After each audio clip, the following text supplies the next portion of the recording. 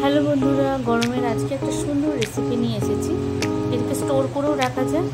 আম ভালো করে কেটে নিয়েছি, কাঁচা মিঠে আম আছে। এবার এটা প্রেসারেতে এটা আমি সিটি করে নেব। কিছু গোটা মশলা ভেজে নেব। কড়াইতে ড্রাই রোস্ট করে নিয়েছি। এরপর আমি কড়াইতে তেল দিয়ে দিলাম। কড়াইতে তেল দিয়ে সর্ষে, মৌরি, শুকনো লঙ্কা ফোড়ন দিয়ে দেবো। ফোড়ন দিয়ে সিদ্ধ করে রাখা আমটা ওর মধ্যে ঢেলে দেবো।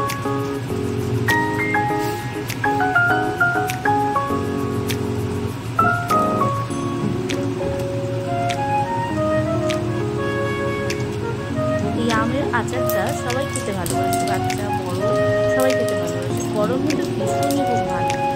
কাঁচা মিঠে আম, আর খুব বেশি মিষ্টিও করবো না, খুব বেশি টকও রাখবো না, একটু ঝাল ঝাল রাখবো। এর মধ্যে নুন হলুদ অ্যাড করে দিলাম। আমের জলটা পুরো শুকনো করে নেব। এরপর এতে গুড় অ্যাড করে দেবো। পরিমাণ অনুসারে গুড় দেবো।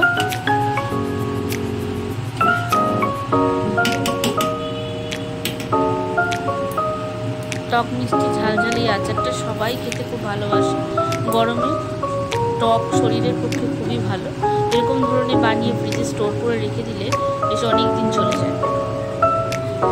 এরপর ভালো করে এটাকে শুকনো করে নিয়ে লাল লাল কালার উঠে গেলে ড্রাই রোস্ট করে রাখা মশলাটাও মিশিয়ে নেব। ড্রাই রোস্ট মশলাটার মধ্যে মেথি, জিরে, শুকনো লঙ্কা, মৌরি দিয়ে আমি কড়ার মধ্যে ভেজে ড্রাই রোস্ট করে রেখেছি।